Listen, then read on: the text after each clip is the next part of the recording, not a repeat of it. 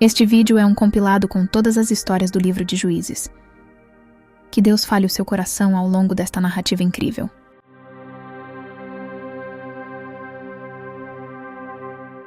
Após a morte de Josué, a devoção ao Senhor gradualmente se esmaeceu entre o povo.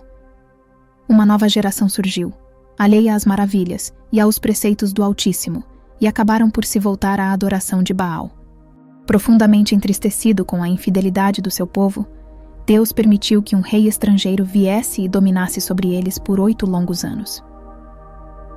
Mas, cansados da opressão, clamaram por socorro ao Senhor, e Ele, em sua misericórdia, ouviu o seu clamor. Enviou então Otniel para ser o seu juiz, um homem corajoso e destemido, cujo coração era imbuído do Espírito do Senhor. Com força divina, Otniel enfrentou o rei estrangeiro em batalha e o derrotou, libertando assim o seu povo. Durante 4 décadas, os israelitas desfrutaram de paz e segurança sob a liderança de Otniel. Contudo, após a morte deste juiz, o ciclo de pecado e punição se repetiu. Novamente desviados do caminho do Senhor, os israelitas provocaram a ira divina. Dessa vez, o Senhor permitiu que Eglon, o rei dos Moabitas, governasse sobre eles. Eglon, cuja corpulência era lendária, aliou-se a outras nações e juntos subjugaram Israel.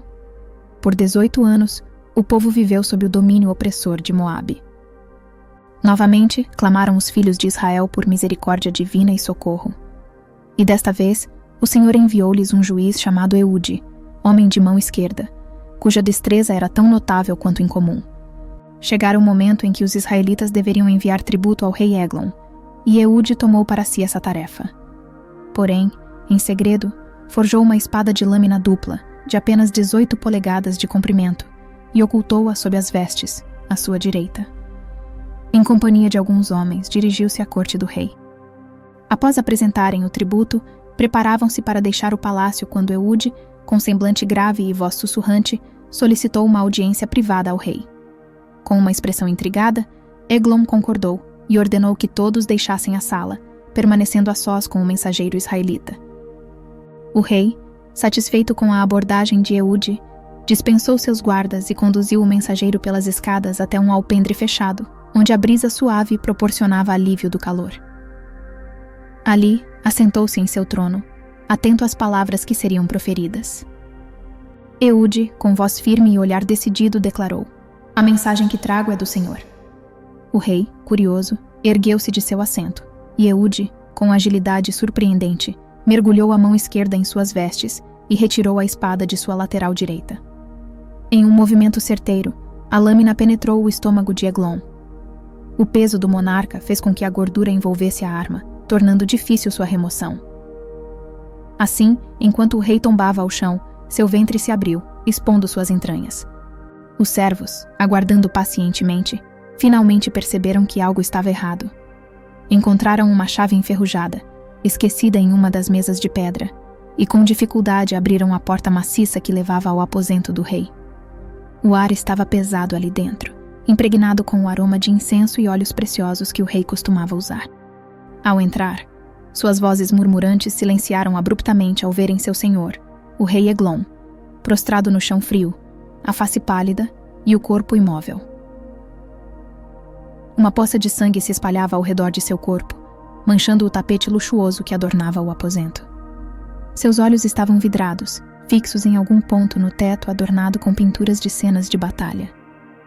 Percebendo a gravidade da situação, os servos saíram correndo em busca de ajuda, enquanto outros permaneceram ali, atônitos, sem saber o que fazer. A atmosfera era de choque e incredulidade diante da cena horrenda diante deles. Enquanto isso, do lado de fora do palácio, Eude, o corajoso juiz de Israel, fugia às pressas, com o coração pulsando acelerado em seu peito. Seus passos ecoavam pelo corredor vazio, enquanto ele se aproximava das grandes portas de madeira. O céu estava tingido de tons alaranjados, anunciando o entardecer iminente. Assim que atravessou os portões do palácio, Eude respirou fundo, inspirando o ar fresco da noite. Sabia que precisava alertar seu povo sobre a traição do rei Moabita e convocá-los para a batalha que se aproximava. Com determinação, ele se dirigiu à margem do rio Jordão, onde os guerreiros de Israel estavam acampados. "Sigam-me!" clamou Eude, erguendo a espada ao luar.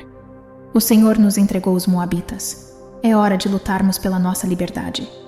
Com ele à frente, os guerreiros israelitas avançaram corajosamente contra o exército moabita, determinados a garantir sua independência e a paz de sua terra.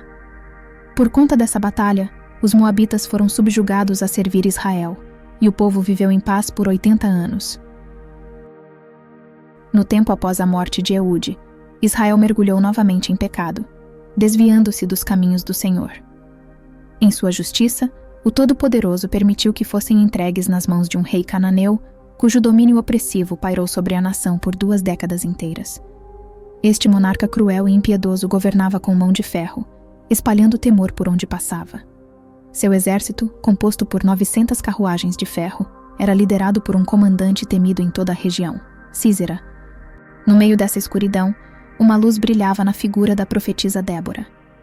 Conhecida por sua sabedoria e discernimento, as pessoas recorriam a ela em busca de conselho e justiça. Sob a sombra das palmeiras, no local agora chamado de Palmeira de Débora, a profetisa sentava-se em seu posto, ouvindo atentamente as queixas e disputas do povo e buscando resolver seus conflitos com sabedoria divina. Numa manhã, Débora convocou um homem chamado Baraque diante de si.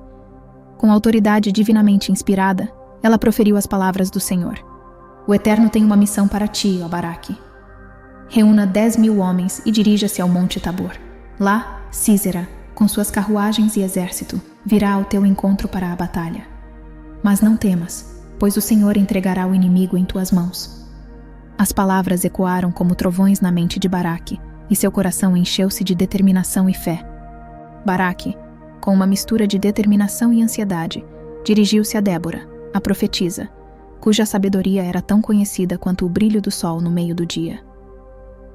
"Eu irei", disse ele, "e farei conforme o Senhor ordenou, mas apenas se fores comigo. Sem tua presença, minha coragem murchará como uma flor ao calor do sol do deserto." Os olhos de Débora brilharam com firmeza e compreensão. "Eu irei", declarou ela, "mas saiba, Baraque, que não será pela tua mão que Sísera encontrará seu fim. Esta honra será concedida a uma mulher, pois assim o Senhor decidiu." A confirmação ressoou como trovões nos ouvidos de Baraque, mas ele aceitou, ciente de que o destino é traçado pela mão divina.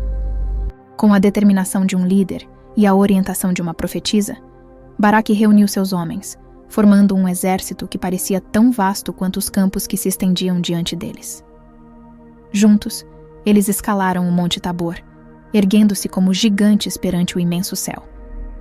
Enquanto isso, Sísera, o formidável comandante dos cananeus, tomou conhecimento da movimentação israelita. Sem hesitar, ele reuniu sua força militar, uma formidável coleção de 900 carruagens de guerra e um exército treinado e pronto para derramar sangue. Diante do desafio iminente, Débora, inspirada pelo sopro do Altíssimo, sussurrou a Baraque: "Chegou o momento. Desça do Monte Tabor e ataque Sísera e suas tropas com toda a tua força." Então, como um trovão desencadeando sua fúria, Baraque desceu das alturas do Monte Tabor. Suas tropas seguiam-no como ondas furiosas. O Senhor, em sua infinita graça, cobriu-os com seu escudo invisível, semeando o medo e a confusão entre os soldados de Sísera. Em meio ao caos da batalha, Sísera percebeu a traição do destino e, abandonando sua carruagem, fugiu a pé, buscando escapar do juízo que o aguardava. Baraque, possuído pela coragem e determinação, perseguiu os inimigos, desferindo golpes que ecoavam como trovões no deserto. E quando o último eco do conflito desvaneceu-se nos ventos, o exército de Sísera estava derrotado, seus homens caídos como folhas no outono, e a vitória sorria para o povo de Israel. Sísera, o orgulhoso comandante cananeu, correu como uma sombra fugitiva, seus passos ecoando como trovões distantes. Seu coração pulsava com o medo da derrota iminente, enquanto suas pernas o levavam em desespero pela terra desconhecida. Até que, finalmente, ele encontrou refúgio nos limites de um acampamento, onde a esperança brilhava como uma estrela solitária na escuridão. Ali, entre as tendas, surgiu Jael, uma mulher cujo olhar carregava o peso de 1000 batalhas. Seus cabelos esvoaçavam ao vento, como a bandeira de uma guerreira destemida. Ao vislumbrar Císera, ela estendeu a mão com a promessa de segurança, uma luz no fim do túnel da desgraça. Entre, entre! Ela convidou com um sorriso ambíguo, enquanto gestos suaves escondiam o mistério de suas intenções. E como uma mariposa atraída pela chama, Císera cedeu, adentrando o santuário improvisado da salvação. Jael envolveu-o em sombras, ocultando-o sob um manto de disfarce. E em meio ao silêncio tenso, Císera, cuja garganta queimava com a sede da sobrevivência, suplicou por água. Mas Jael, astuta como uma raposa, ofereceu-lhe leite, um néctar da traição disfarçado de benevolência. A sedução da bebida logo o envolveu, e Císera, desprotegido pela exaustão, cedeu ao sono profundo, mergulhando nas profundezas do esquecimento. Ao seu redor, o mundo desvaneceu-se em sombras, enquanto o sussurro das estrelas testemunhava o desenrolar silencioso do destino. Jael, a mulher de destemor inabalável, avançou com determinação pelo caminho da resolução. Seus passos eram como o eco de um destino inescrutável, enquanto ela se dirigia à tenda que abrigava o destino de Císera, o comandante cananeu. Em suas mãos, ela carregava um martelo, uma ferramenta que agora se tornaria o instrumento de sua decisão. Com passos silenciosos, ela se aproximou de Císera, cujo sono era agora uma armadilha fatal. Sem hesitação, ela posicionou o estaca da tenda sobre a têmpora dele, um símbolo do julgamento iminente. O martelo se ergueu e caiu com um estrondo abafado, ecoando como um trovão silencioso no vazio da noite. Uma vez, 2 vezes, o golpe final da justiça, enquanto a estaca perfurava a carne de Císera e mergulhava nas entranhas da terra, uma âncora para seu descanso eterno.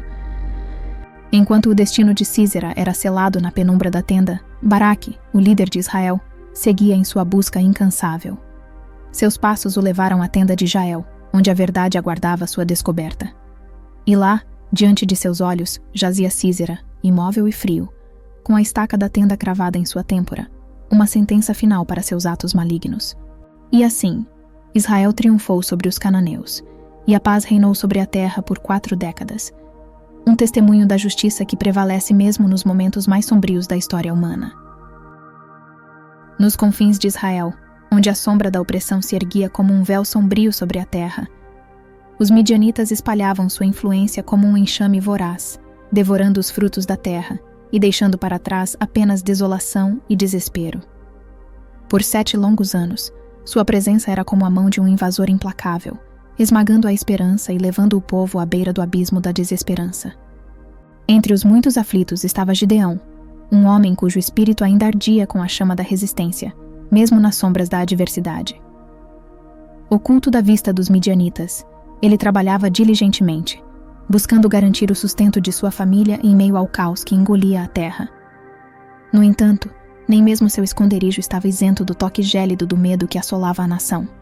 Foi então que, em um momento de desânimo e incerteza, um visitante inesperado desceu dos céus para encontrar Gideão em sua aflição.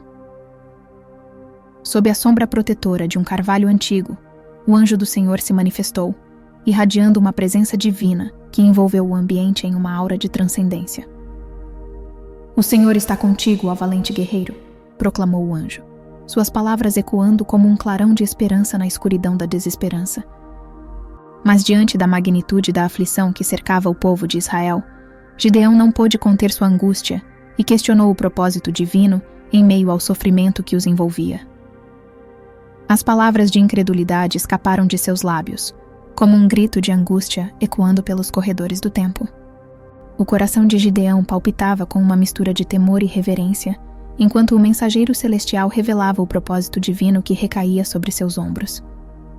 Diante da grandiosidade da tarefa que lhe fora designada, ele sentiu-se como um simples mortal diante da magnitude dos céus. "Senhor, como eu, um mero homem, posso libertar Israel dos midianitas?", indagou Gideão, seus olhos refletindo a incredulidade e a humildade diante da missão imposta. Entretanto, a resposta divina ecoou com uma promessa de poder e proteção além de toda a compreensão humana. "Sim, estarei contigo, e tu vencerás", assegurou o Senhor, suas palavras carregadas de autoridade e confiança. Ainda assim, Gideão, buscando confirmar a autenticidade da mensagem celestial, suplicou por um sinal. Com o coração acelerado pela expectativa, ele se apressou em preparar um sacrifício, enquanto o mensageiro divino aguardava pacientemente. O ar tremeluzia com uma aura sagrada quando o sacrifício foi apresentado sobre a rocha, aguardando o toque do céu. Então, em um instante de sublime manifestação, o anjo do Senhor estendeu sua vara sobre a oferta, e o fogo desceu dos céus, consumindo o sacrifício diante dos olhos de Gideão. O pavor e a reverência tomaram conta de Gideão, pois ele percebeu que estivera face a face com a divindade. Senhor Deus, estou prestes a perecer. Vi o anjo do Senhor face a face, exclamou ele, sua voz ecoando pelos recantos da solidão, enquanto a presença celestial se desvanecia diante de seus olhos. No silêncio da noite, sob o manto das estrelas cintilantes, Gideão acolheu a convocação divina com um coração decidido, ainda que envolto pelo véu do medo.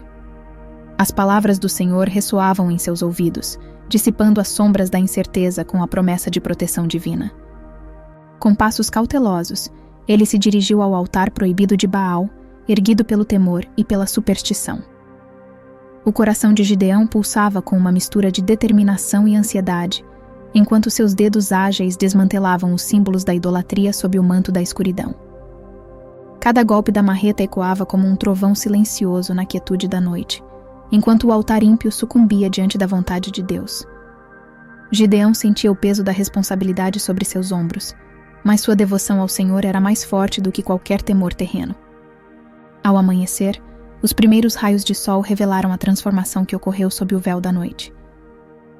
O altar de Baal jazia em ruínas, seu poder ilusório desfeito pela luz da verdade. Enquanto um novo altar, consagrado ao Deus Todo-Poderoso, erguia-se em seu lugar. A notícia se espalhou como fogo em palha seca, despertando a ira daqueles que se agarravam aos deuses falsos. Os homens da cidade, enfurecidos pela afronta à sua crença, marcharam em direção à casa de Gideão, clamando por justiça, com vozes carregadas de furor e vingança. Mas o pai de Gideão, firme em sua convicção, desafiou os acusadores com a coragem de um leão. Suas palavras ressoaram com autoridade, desafiando os defensores de Baal a provarem a divindade de seu ídolo. E assim, envoltos pela incerteza e pelo temor, os homens recuaram diante da força da verdade. Nas sombras da noite, enquanto as estrelas cintilavam no céu escuro como diamantes esquecidos, a presença divina envolveu Gideão como um manto de coragem. A chama da determinação ardia em seu coração, impulsionando-o a convocar os filhos de Israel para a batalha iminente. Com a mente erguida para os céus, Gideão dobrou seus joelhos em oração, suas palavras se erguendo como incenso perfumado diante do trono celestial. Senhor, mostra-me um sinal, suplicou ele, sua voz ecoando na quietude da noite. Então, ele colocou um manto de lanoeira e disse a Deus: se somente o manto estiver molhado de orvalho e o chão ao redor estiver seco, saberei que tu nos darás a vitória. Ao romper da aurora, Gideão se apressou em direção ao Eira, seu coração pulsando com expectativa. E ali, diante de seus olhos, o milagre se desdobrou. O manto estava encharcado de orvalho, enquanto o chão ao seu redor permanecia árido e seco como os ossos ressequidos do deserto. Um sorriso de gratidão iluminou o rosto de Gideão, sua fé fortalecida pela evidência do favor divino. Mas, como um rio que busca o mar, seu coração ansiava por mais uma confirmação, uma demonstração tangível da vontade do Senhor. Senhor, permita-me uma vez mais testar tua bondade, sussurrou Gideão ao céu estrelado, seus olhos brilhando com a chama da fé. Que o manto permaneça seco esta noite, enquanto o orvalho cobre toda a terra ao seu redor. E ao alvorecer, quando a aurora tingia o horizonte de tons dourados, Gideão encontrou o Eira como havia pedido. O manto permanecia seco, enquanto o orvalho cobria a terra com sua umidade matinal, testemunhando mais uma vez a fidelidade do Senhor às suas súplicas. Os raios do sol tingiam o horizonte com tons dourados, enquanto Gideão liderava seu exército até o campo de batalha, seu coração pulsando com uma mistura de determinação e incerteza. À sua volta, os homens marchavam em uníssono, suas armaduras reluzindo à luz do amanhecer como uma promessa de esperança contra as trevas que se aproximavam. Mas enquanto o exército se preparava para enfrentar os midianitas, uma voz divina ecoou nos recessos da mente de Gideão, como um sussurro das estrelas que pontilhavam o céu. Você tem homens demais, ecoou a voz. Se vencer agora, Israel se gabará de sua própria força. O coração de Gideão afundou com a gravidade das palavras do Senhor. Ele sabia que a vitória não poderia ser conquistada pela força bruta dos números, mas sim pela intervenção divina. E assim, com um coração pesaroso, ele proclamou diante de seus homens: se alguém estiver com medo, pode voltar para casa. E como folhas levadas pelo vento, 22.000 homens se retiraram, deixando apenas 10.000 para enfrentar o inimigo. Mas ainda assim, o Senhor falou novamente: há homens demais. Leve-os para a água e observe como bebem. Apenas aqueles que trazem a água à boca com as mãos serão escolhidos. E assim foi feito. 300 homens se destacaram, levando a água à boca com as mãos, enquanto os outros se inclinavam para beber como cães sedentos. E diante desse pequeno, mas corajoso grupo, a promessa da vitória se tornou clara como o sol nascente. Com estes 300 homens, declarou o Senhor, eu entregarei os midianitas em suas mãos. Com um coração determinado e uma confiança renovada, Gideão enviou os demais para casa, preparando-se para enfrentar o desafio iminente com fé inabalável e uma convicção inquebrantável no poder do Senhor. A noite envolveu o campo de batalha com seu manto escuro, onde os murmúrios do vento eram a única companhia para os soldados exaustos. Acima, as estrelas cintilavam como guardiãs silenciosas de um destino prestes a se desenrolar. Em meio à escuridão, Gideão, o líder dos israelitas, recebeu uma mensagem divina que o impeliu a uma missão secreta nas profundezas do acampamento midianita. Com um coração acelerado pela expectativa e pela incerteza, ele convocou seu servo de confiança para acompanhá-lo nessa perigosa incursão. Com passos furtivos, eles avançaram pelas sombras, cada ruído parecendo uma explosão aos ouvidos alertas de Gideão. Finalmente, eles chegaram ao coração do acampamento inimigo, onde os midianitas repousavam em sono profundo, alheios à presença dos intrusos silenciosos entre eles. E ali, ocultos na escuridão, Gideão e seu servo ouviram as palavras que ecoavam entre os soldados adormecidos. Um homem relatava um sonho, sua voz carregada de presságio e mistério. Vi um pão rolando em nosso acampamento, disse ele, e ele colidiu com uma tenda, destruindo-a completamente. Seu amigo, em resposta, interpretou o sonho com uma clareza que fez o coração de Gideão palpitar com esperança renovada. Eu sei o que isso significa, disse ele, sua voz vibrante de certeza. O pão é a espada de Gideão, o israelita. Deus entregou todo o acampamento midianita em suas mãos. E assim, no silêncio da noite, o destino dos exércitos estava sendo selado pelos desígnios divinos, enquanto Gideão, em meio às sombras do inimigo, vislumbrava a promessa de uma vitória iminente que estava prestes a se desdobrar com o raiar do novo dia. Gideão retornou ao acampamento de Israel, com o coração pulsando com uma determinação inflexível e uma confiança renovada nas promessas divinas. Ele convocou seus homens, cada um deles um guerreiro pronto para a batalha, e compartilhou com eles o plano ousado que havia sido concebido em sua mente corajosa. Levante-se, ele proclamou com fervor, sua voz ecoando pelo campo como um clarim convocando os heróis para a guerra iminente. Pois o Senhor entregou os midianitas em nossas mãos. Com habilidade estratégica, Gideão dividiu seus 300 homens em 3 grupos coesos, cada um preparado para desempenhar seu papel vital no plano divinamente orquestrado. A cada homem, ele entregou uma trombeta reluzente e uma jarra contendo uma tocha ardente, símbolos de luz e som que se tornariam os heraldos de sua vitória iminente. Observem-me com atenção, instruiu Gideão, seus olhos faiscando com determinação. Quando estivermos às margens de seu acampamento, minha equipe tocará suas trombetas. Façam o mesmo, e todos nós clamaremos, a espada do Senhor e de Gideão.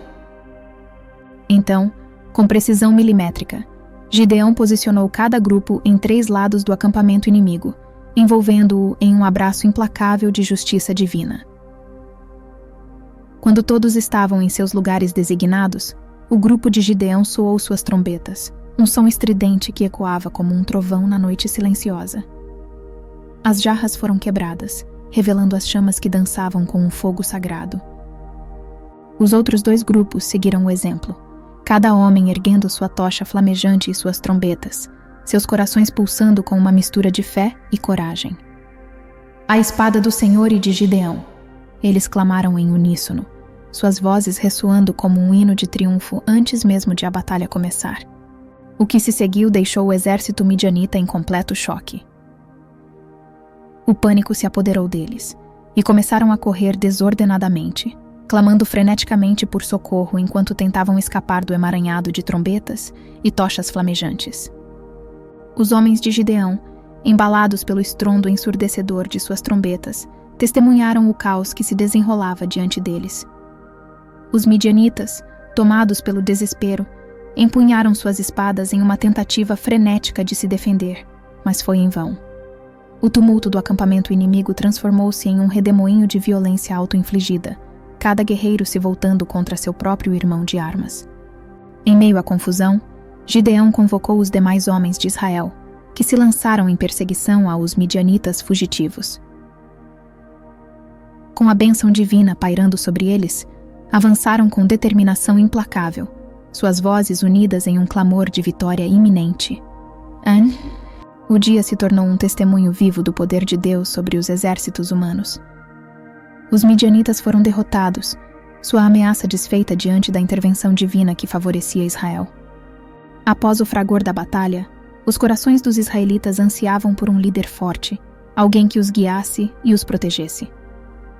Voltaram seus olhares para Gideão, com esperanças de que ele aceitasse a coroa de rei. Mas Gideão, humilde em sua grandeza, recusou. Preferiu retornar à simplicidade de sua casa, onde poderia desfrutar da paz e da tranquilidade que tanto almejava.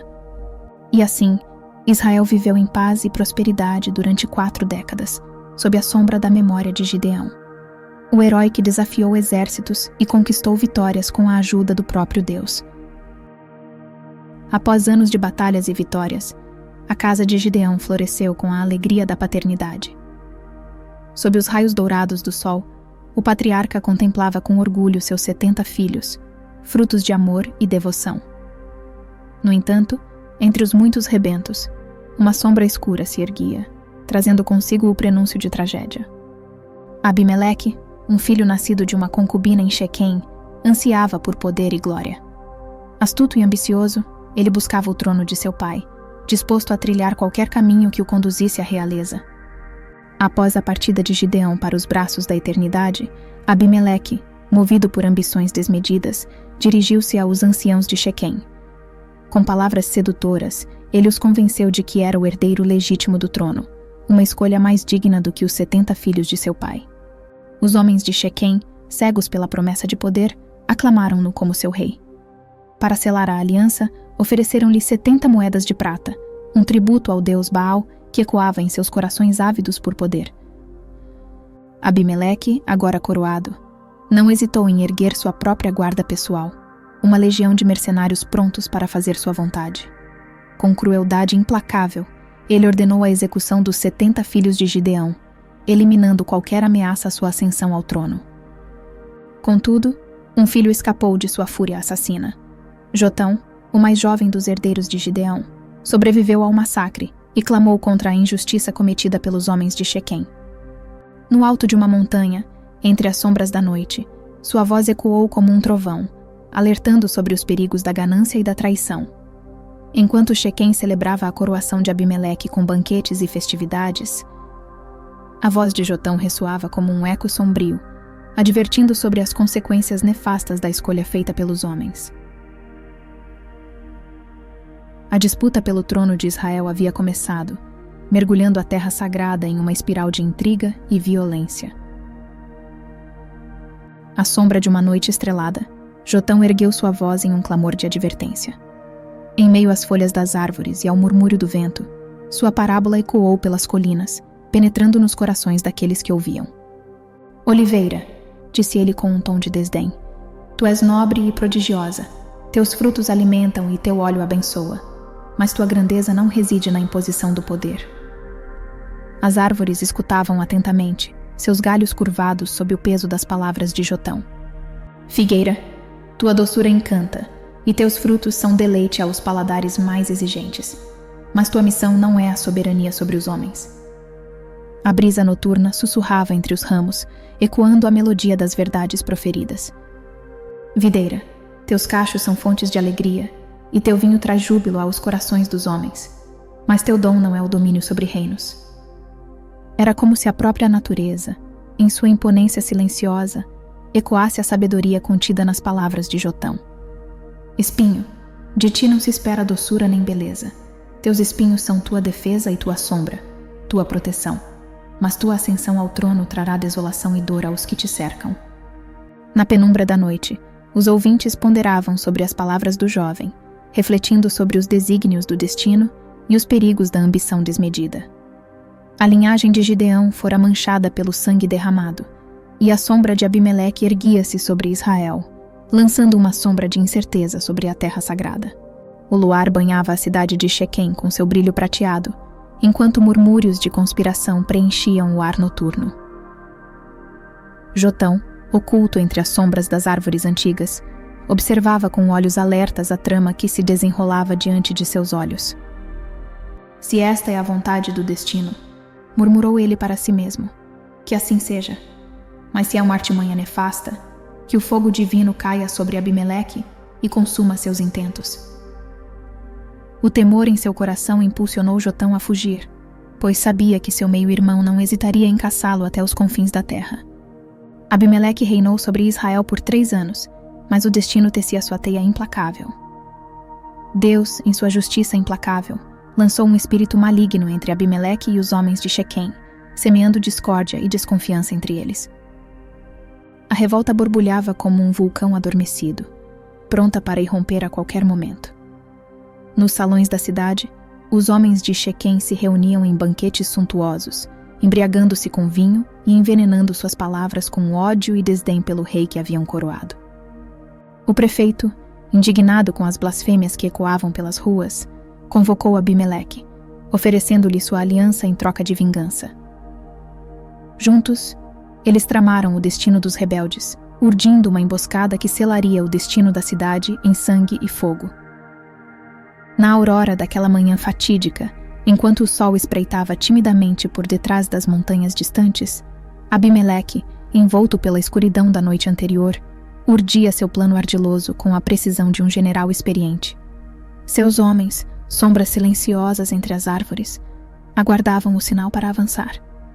No portão da cidade, um dos homens de Shequém, vigilante ao lado do prefeito, perscrutava o horizonte com olhos atentos.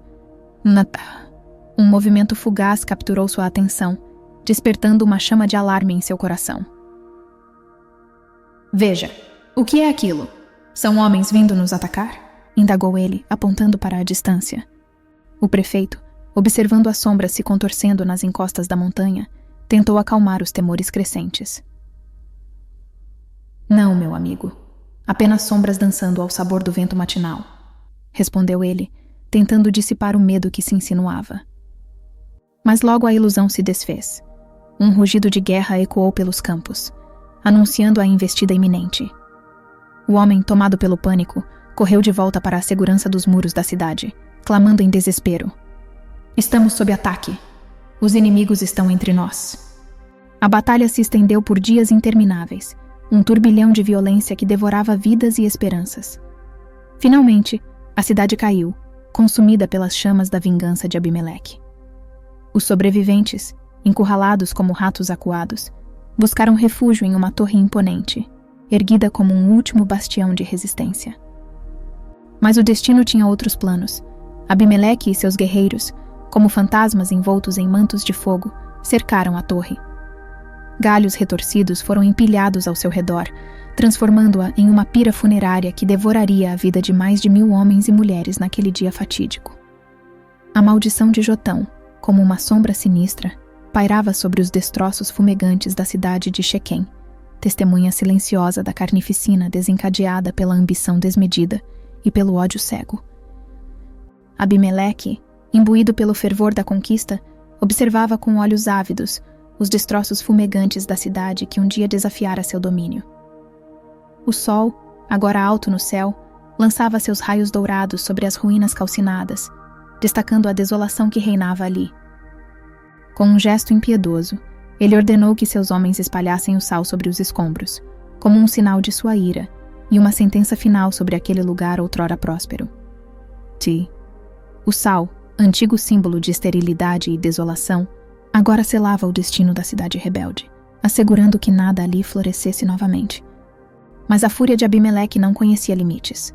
Como uma tempestade impiedosa, ele avançou para outra cidade insubmissa, determinado a esmagar toda resistência que ousasse desafiar seu domínio. Novamente, os habitantes buscaram refúgio em uma torre, erguida como uma sentinela solitária em meio ao caos da batalha iminente. Abimeleque, armado com o fogo da vingança, e seus guerreiros, como sombras dançantes entre as chamas, carregavam o combustível da destruição, determinados a reduzir a torre a cinzas. Enquanto se preparavam para lançar o fogo que consumiria a fortaleza, uma mulher, do alto da torre, observava com olhos ardilosos o líder inimigo.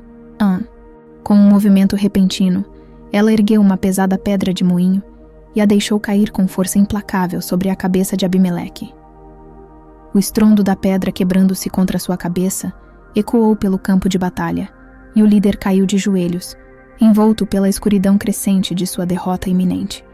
Mergulhado em agonia e vergonha, Abimeleque clamou por um de seus soldados, seus lábios tremendo de humilhação.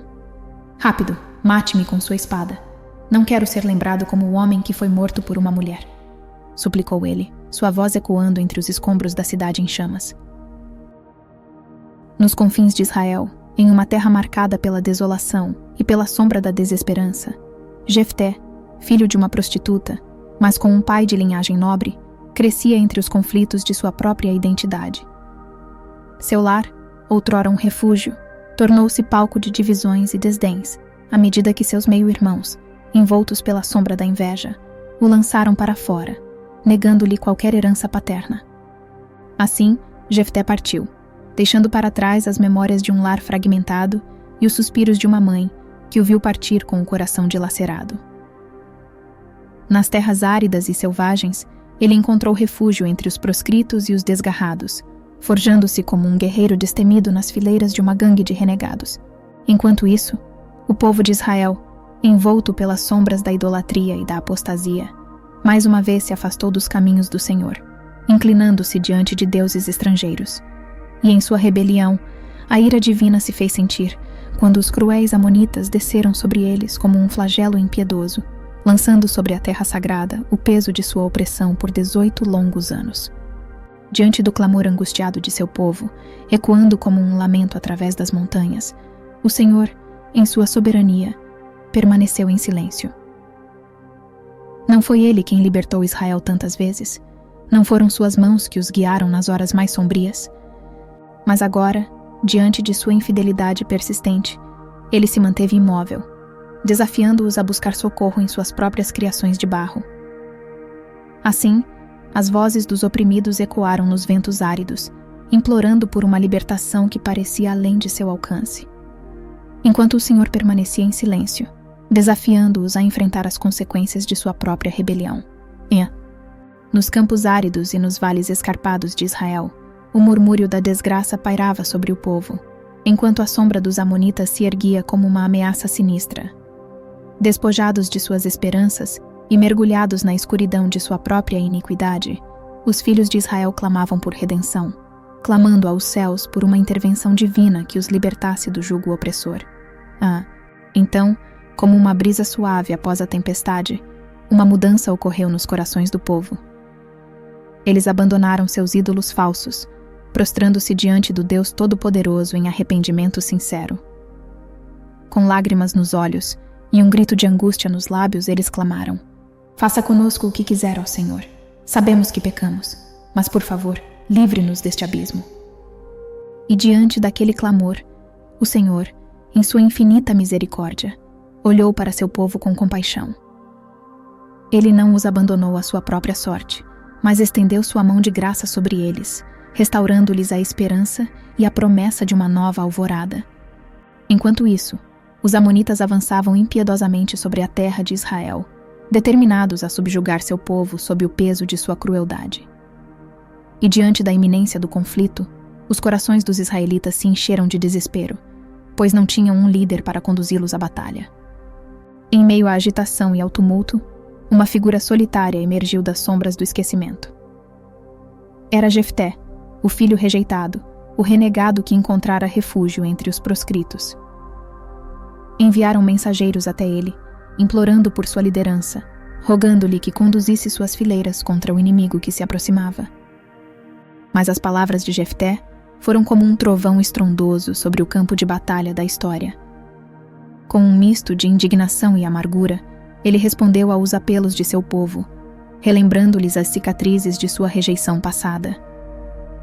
Vocês que me expulsaram agora vêm a mim em busca de ajuda? No entanto, diante da promessa solene de que ele seria feito líder sobre eles, Jefté ponderou sobre o juramento feito em nome do Senhor. Ainda assim, a sombra do passado pairava sobre ele, enquanto ele se preparava para liderar seu povo em uma batalha que poderia mudar o destino deles para sempre. Nos campos de batalha, onde os guerreiros se erguiam como titãs em meio ao turbilhão da guerra, Jefté, impelido pelo sopro divino do Espírito, liderava os filhos de Israel com bravura e determinação. Seu coração, entrelaçado pela promessa feita ao Senhor, clamava por uma vitória que poderia selar o destino de sua nação. E sob o céu vasto, onde as nuvens se dispersavam diante do poder do Altíssimo, Jefté ergueu sua voz em um juramento solene, oferecendo ao Senhor o que quer que fosse o primeiro a cruzar o limiar de sua casa. Uma promessa feita na ardente fervura do momento, alimentada pela paixão de um líder e pela fé inabalável em seu Deus.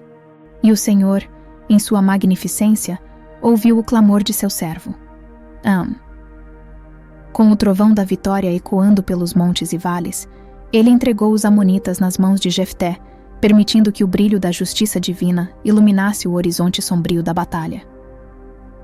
No entanto, ao retornar triunfante para sua morada, Jefté foi recebido por uma cena que dilacerou seu coração.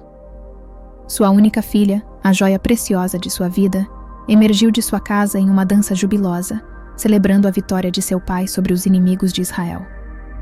Mas no instante em que seus olhos encontraram os dela, uma sombra de angústia desceu sobre Jefté. Pois ele percebeu, com o peso insuportável da verdade, que havia feito um voto irrevogável ao Senhor, prometendo oferecer o primeiro ser vivo que cruzasse seu caminho como um sacrifício ao Altíssimo. E assim, diante da dolorosa realização do que sua promessa implicava, Jefté desabou em prantos e lamentos, rasgando suas vestes em desespero, pois o fardo de sua promessa pesava como chumbo sobre sua alma, lançando-o em um abismo de conflito interno e aflição indizível. Com o coração pesaroso e os olhos marejados de lágrimas, a filha de Jefté ergueu sua voz em um tom de resignação e nobreza. Diante do dilema que assolava sua família, ela reconheceu a importância de honrar o voto feito por seu pai ao Senhor, mesmo que isso exigisse um sacrifício inimaginável. Meu pai, começou ela com voz suave e firme, tu deves manter tua palavra ao Senhor. Ele cumpriu sua parte do acordo, concedendo-te uma grande vitória. Agora, é chegada a hora de cumprir a tua.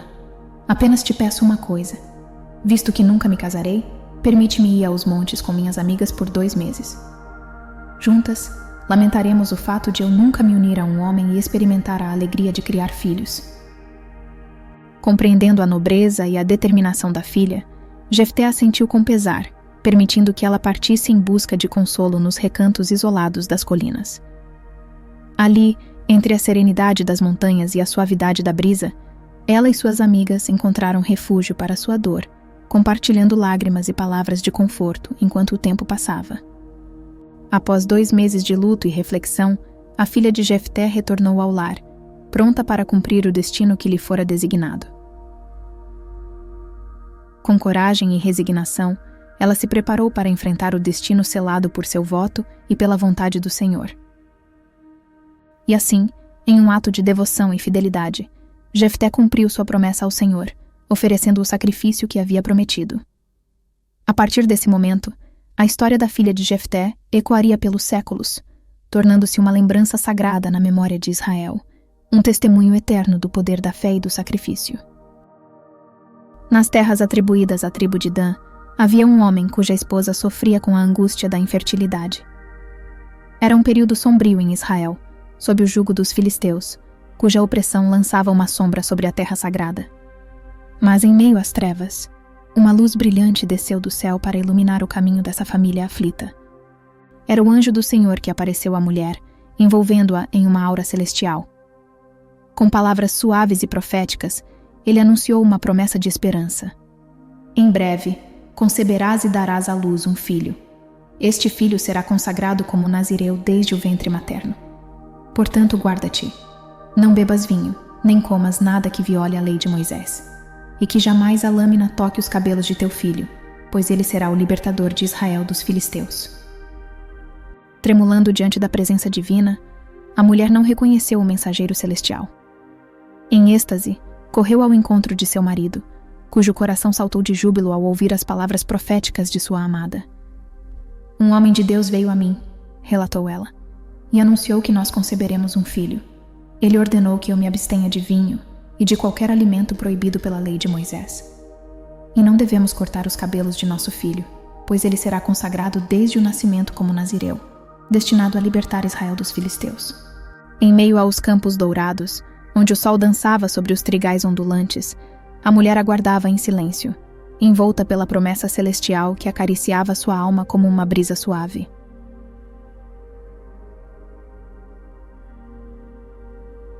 Seu coração palpitava ansiosamente, ansiando por mais uma visita do mensageiro divino, para que pudesse compreender plenamente o destino que aguardava seu filho por nascer. E então, como uma aparição radiante, o anjo do Senhor desceu mais uma vez dos céus, envolto em uma aura de luz resplandecente. Seus olhos brilhavam com a sabedoria dos séculos, e sua voz era como música celestial ecoando pelos vales. Sem hesitação, a mulher correu para seu marido, transbordando de uma alegria indescritível. "Ele está lá na campina!" exclamou ela, tremulando de emoção. Movido pela urgência do momento, o marido partiu velozmente em direção ao campo, seu coração pulsando com uma mistura de esperança e temor. Diante dele estava um mensageiro celestial, tão luminoso quanto uma estrela no firmamento noturno. "És tu o homem que falou com minha esposa?" indagou ele, mal conseguindo conter a emoção em sua voz. "Sim, sou eu", respondeu o anjo, sua presença irradiando uma paz divina que acalmava o coração do homem. E então, como o sopro do próprio Criador, o anjo proferiu as mesmas palavras de orientação, delineando o caminho que o destino traçara para o filho ainda não nascido.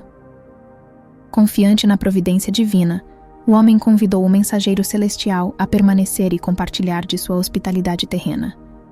Mas o anjo, em sua majestade celestial, recusou, exigindo apenas uma oferta que ascenderia aos céus em adoração ao Altíssimo. No silêncio das planícies, onde os ecos dos murmúrios do vento se misturavam com os suspiros da noite, o casal aguardava, envolto na expectativa do cumprimento das promessas celestiais. A escuridão da noite era rompida apenas pelo brilho das estrelas cintilantes, enquanto eles permaneciam diante do altar improvisado, ansiosos por uma confirmação do divino. "Qual é o teu nome?" indagou o homem, seus olhos refletindo uma mistura de reverência e temor. "Queremos honrar-te quando todas as tuas palavras se cumprirem." O anjo, envolto em uma aura de mistério e majestade, sorriu serenamente. "Meu nome é tão maravilhoso que está além da vossa compreensão", respondeu ele com uma voz que parecia ecoar das profundezas do infinito. Então, diante do altar de pedra, o homem preparou o sacrifício, enquanto sua esposa observava com olhos cheios de fé e expectativa. As chamas dançavam ao redor da oferenda, iluminando o rosto do casal com uma luz celestial. E então, num momento de esplendor divino, o anjo do Senhor subiu às alturas, envolto pelas chamas que pareciam acolhê-lo como um manto sagrado. O casal, tomado por uma mistura de temor e admiração, lançou-se ao chão, consciente da presença do divino entre eles. "Pereceremos diante da glória do Senhor", clamou o homem, suas palavras ecoando no vazio da noite. Mas a mulher, tocada pela graça divina, ergueu-se com uma serenidade divina. "Não, meu amado", disse ela com suavidade. "Ele aceitou nossa oferta, e suas palavras serão cumpridas. Teremos um filho." E assim, conforme as estações passavam e os ciclos da vida se completavam, a mulher deu à luz a um menino, cujo destino estava entrelaçado com os desígnios do Altíssimo. e eles o chamaram de Sansão, em homenagem à força e à graça que ele traria ao povo de Israel. Nos dias ensolarados de Israel, onde os campos ondulantes se estendiam até onde a vista alcançava, Sansão caminhava com a determinação de um jovem apaixonado. Seus olhos, fixos em uma figura distante, brilhavam com uma intensidade singular, enquanto seu coração ansiava pela mulher que o encantara. Chegando em casa, onde as paredes de barro testemunhavam os anos de história de sua família, Sansão dirigiu-se aos seus pais com uma petição ousada. "Arranjem um casamento entre mim e aquela mulher filisteia", declarou ele, sua voz ecoando com uma determinação feroz. Os pais de Sansão ficaram chocados. "Os filisteus são pagãos", protestaram eles. "Você deveria buscar uma mulher entre o nosso povo, de Israel." Mas Sansão não vacilou em sua decisão. "Não, ela é a escolhida", insistiu ele. "Vão fazer os preparativos." E assim, obedecendo ao desejo de seu filho, os pais de Sansão partiram em busca dos arranjos necessários para o casamento. No caminho, enquanto os raios do sol douravam os campos ao seu redor, Sansão se encontrou sozinho, afastando-se do caminho batido em direção à solidão silenciosa da natureza. Foi então que, em um instante de súbita violência, um jovem leão surgiu diante dele, seus olhos faiscando com fúria selvagem. Mas como se movido por uma força invisível, Sansão se viu preenchido pelo Espírito de Deus.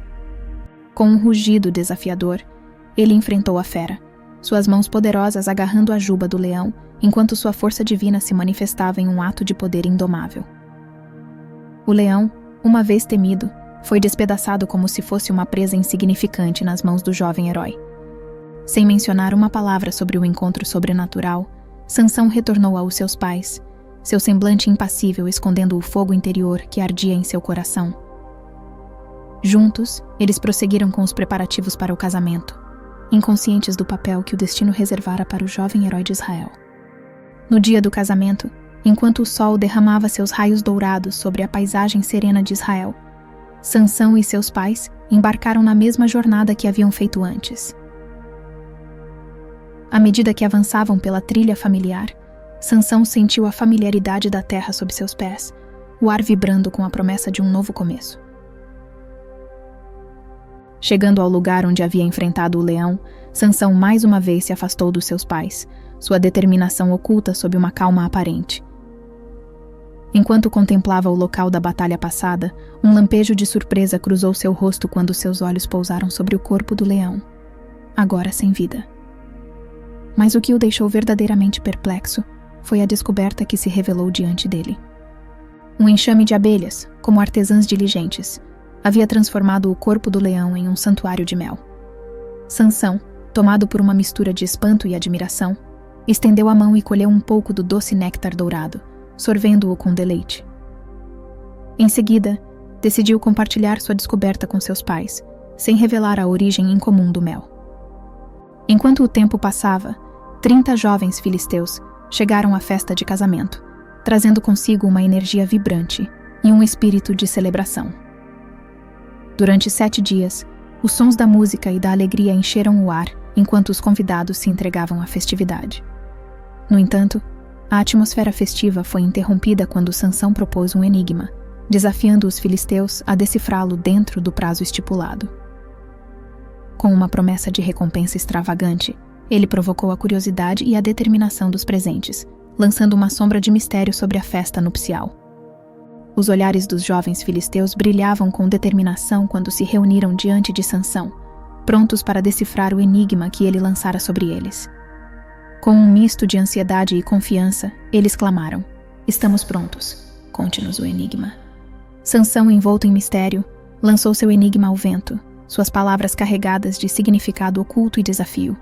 Do que é forte saiu doçura, e do que é doce, alimento surgiu.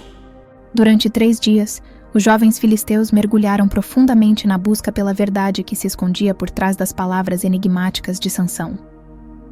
Suas mentes trabalhavam incansavelmente, tentando desvendar os segredos do enigma que os desafiava. Mas no 4º dia, a impaciência e a frustração começaram a se infiltrar em seus corações. Ressentidos e desesperados, eles se voltaram para a esposa de Sansão, acusando-a de conivência em seus supostos esquemas. Com ameaças veladas, eles exigiram que ela lhes entregasse a resposta ao enigma ou enfrentaria a destruição de tudo o que pertencia a seu pai. Dominada pelo medo e pelo desejo de proteger sua família, a esposa de Sansão procurou-o com lágrimas nos olhos, implorando por uma explicação. Mas Sansão, obstinado em seu silêncio, recusou-se a ceder à pressão. No entanto, diante das lágrimas da mulher que amava, seu coração se amoleceu. E assim, no último dia da festa, ele cedeu à sua súplica, revelando o significado do enigma que havia lançado. Mas mal ele sabia das consequências devastadoras que essa revelação acarretaria.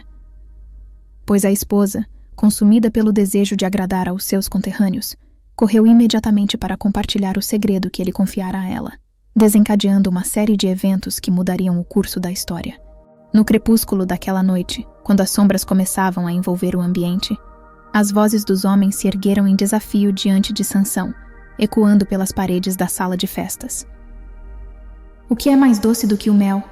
O que é mais forte do que um leão? Eles indagaram, seus olhares carregados de malícia e triunfo. O coração de Sansão pesou com o peso da traição, sua mente rapidamente compreendendo a trama que fora urdida contra ele. Um lampejo de ira faiscou em seus olhos enquanto ele enfrentava aqueles que tentavam desvendar seu enigma, percebendo a extensão da traição perpetrada contra ele. Vocês não seriam capazes de arar aquele campo sem a ajuda da minha jovem vaca, declarou ele com voz firme, sua determinação ressoando na sala. Movido por uma fúria justa, Sansão partiu para uma cidade filisteia nas proximidades, sua mente envolta em uma névoa de determinação e desejo de vingança. Com o poder de Deus pulsando em suas veias, ele enfrentou 30 homens, sua força sobrenatural esmagando qualquer oposição em seu caminho. Os corpos caídos testemunhavam sua habilidade incomparável, e ele tomou suas vestes como troféus de sua vitória. Mas mesmo em meio à fúria e à ira, a dor da traição dilacerava o coração de Sansão. Com passos pesados e alma atormentada, ele retornou à casa de seu pai, sua mente assombrada pela visão de sua esposa entregue àqueles que tramaram sua queda. A escuridão da noite refletia sua própria tormenta interior, enquanto ele enfrentava as consequências amargas da traição e da perda. Ardendo em fúria diante da traição de seu sogro, Sansão viu-se mergulhado em uma espiral de indignação e desejo de vingança. Sua mente se iluminou com a ideia de uma retaliação tão ousada quanto implacável. Ele não permitiria que sua honra fosse pisoteada, nem que sua ira fosse ignorada. Determinado a fazer justiça, Sansão partiu em busca de uma maneira de punir os filisteus por sua afronta. Com uma determinação feroz em seu olhar, ele se aventurou pelos campos, onde os ventos sussurravam segredos de vingança. Foi então que ele avistou os pequenos seres ágeis, os espertos e esquivos raposos. Com mãos ágeis e coração firme, Sansão capturou 300 desses animais, sentindo a pulsante energia da revolta incendiando seu ser. Ele uniu-os em pares, amarrando uma tocha nas caudas de cada dupla. O fogo dançava em seus olhos enquanto ele preparava sua investida, sua mente engenhosa tecendo um plano audacioso. Ao pôr do sol, ele soltou os ardilosos raposos nas vastas terras dos filisteus, os brilhantes fogos em suas caudas iluminando a escuridão da noite. O rugido das chamas ecoava pelos campos, enquanto Sansão observava com satisfação a justiça sendo infligida contra aqueles que ousaram desafiá-lo. Os filisteus, tomados pelo pânico, corriam em desespero ao verem suas colheitas e propriedades devoradas pelas chamas vorazes. O fogo, alimentado pela ira de Sansão, consumia tudo em seu caminho, marcando o início de uma batalha implacável entre o homem e seus inimigos. Os campos ressoavam com os ecos dos estrondos da vingança, enquanto os raposos, enlaçados em chamas, corriam desenfreados pelas terras dos filisteus. O fogo devorava tudo em seu caminho, uma tempestade ardente que não poupava nem os mais preciosos frutos da colheita. À medida que as chamas se espalhavam, um clarão de terror se erguia sobre as aldeias filisteias. Os lamentos ecoavam pelos vales, acompanhando o crepitar das labaredas que consumiam não apenas os campos verdejantes, mas também os estoques de grãos já colhidos, os vinhedos e os pomares de oliveiras. Quando a notícia das devastadoras chamas chegou aos ouvidos dos filisteus, o dedo acusador apontou diretamente para Sansão. A ira incendiada por sua afronta tinha encontrado um alvo: seu sogro, o homem que inadvertidamente provocara o furor do herói. Em um acesso de fúria descontrolada, os filisteus arrastaram o sogro e sua filha para a ardente punição do fogo. O rugido das chamas consumidoras reverberava na alma de Sansão, alimentando sua sede por justiça. Determinado a infligir o mesmo tormento que lhe fora causado, ele partiu em busca de cada homem que teve parte na terrível sentença. Com mãos fortes e coração enegrecido pela vingança, ele os retalhou, desmembrando-os um a um, até que suas terríveis contas com a morte fossem saldadas. Contudo, mesmo após sua vingança sangrenta, Sansão não encontrou paz. Ele se retirou para as sombras das cavernas de Israel, ocultando-se da fúria crescente dos filisteus, que agora marchavam sobre as terras de seu povo com um exército sedento por retribuição. O eco de suas palavras acusatórias preenchia o ar, clamando pela punição do homem que ousara desafiá-los. No encalço do herói ferido, uma multidão de 3.000 israelitas avançava em direção à escuridão cavernosa que ocultava Sansão. Seus passos ecoavam pelas paredes rochosas, uma sinfonia de determinação e incerteza. Ao alcançarem a entrada da caverna, a escuridão interior parecia devorar suas esperanças, mas não a sua coragem. Com vozes tensas, eles chamaram pelo nome do guerreiro que havia desafiado os filisteus, clamando por sua rendição. Sansão, nós o levaremos de volta aos filisteus. Eles disseram, suas palavras carregadas de urgência. Eles nos dominaram em paz, mas agora você os incitou.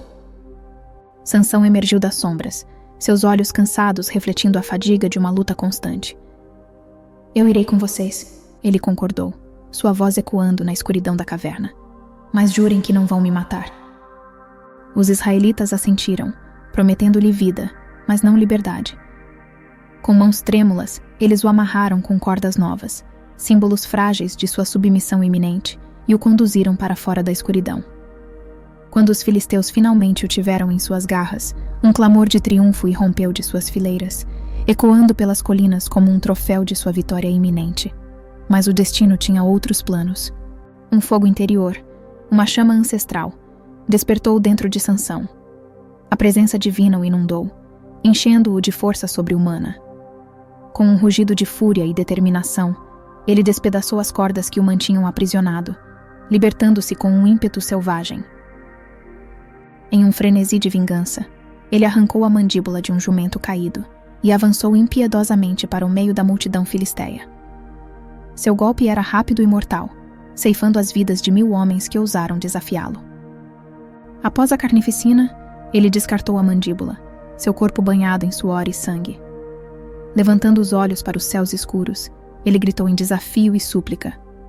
Senhor, tu me deste a vitória. Matei 1.000 homens. Mas agora, deixarás que eu morra de sede? No silêncio da noite, sob o manto estrelado do céu, um milagre se desdobrava nos confins da escuridão.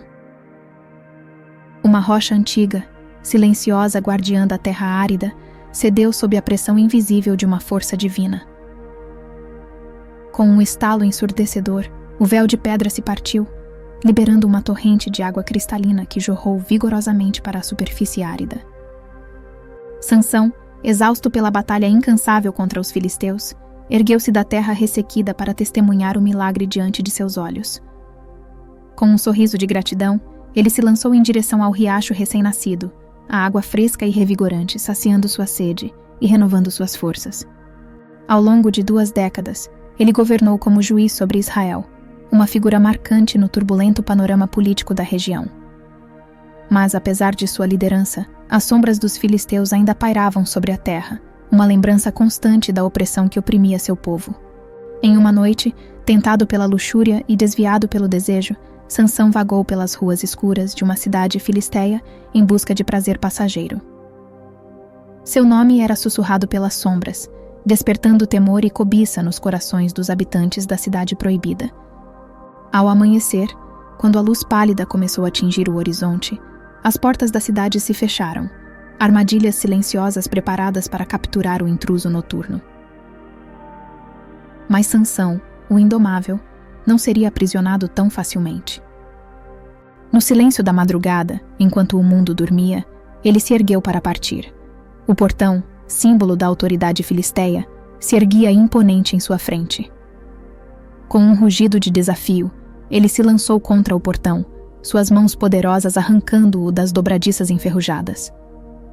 Carregando o portão como um troféu de sua força, ele o ergueu sobre os ombros e o levou para o alto de uma colina, um monumento à sua bravura e determinação. Ali, deixou-o erguido, as portas ainda firmemente fechadas, um testemunho silencioso de sua vitória sobre os opressores. Entre as colinas verdejantes, onde o sol dourado banhava a terra com sua luz suave, o destino tecia suas teias invisíveis em torno do herói solitário. Sansão, o poderoso juiz de Israel, encontrou-se enredado nos laços de um amor proibido, cujas consequências ecoariam por toda a história. Dalila, uma mulher de beleza cativante e olhos profundos como poços de mistério, foi o pivô em torno do qual giraria o destino de Sansão. Os filisteus, astutos em sua malícia, lançaram suas redes sobre ela, oferecendo riquezas além da imaginação em troca de um segredo guardado no âmago do herói. Reunidos em segredo, os líderes filisteus traçaram seus planos sombrios, urdindo estratégias para capturar o formidável Sansão e subjugar seu povo uma vez mais. Dalila, envolta em um véu de traição e intriga, aceitou o desafio, seu coração dividido entre o amor e a lealdade aos seus conterrâneos. Com palavras doces e gestos delicados, ela seduziu Sansão, envolvendo-o em uma teia de promessas e carícias. E quando a noite caía sobre eles, ela sussurrava em seu ouvido, buscando desvendar o segredo de sua força inigualável. Querido Sansão, ela murmurava, como posso te aprisionar de forma que te torne impotente? Diga-me, e eu farei o que for necessário para te agradar. Sansão, cego pelo amor e pela confiança, revelou a ela uma fração de sua verdadeira natureza. Se me amarrarem com 7 cordas novas, como aquelas usadas em arcos, perderei minha força. Ele confessou, os olhos brilhando com a paixão que queimava em seu peito.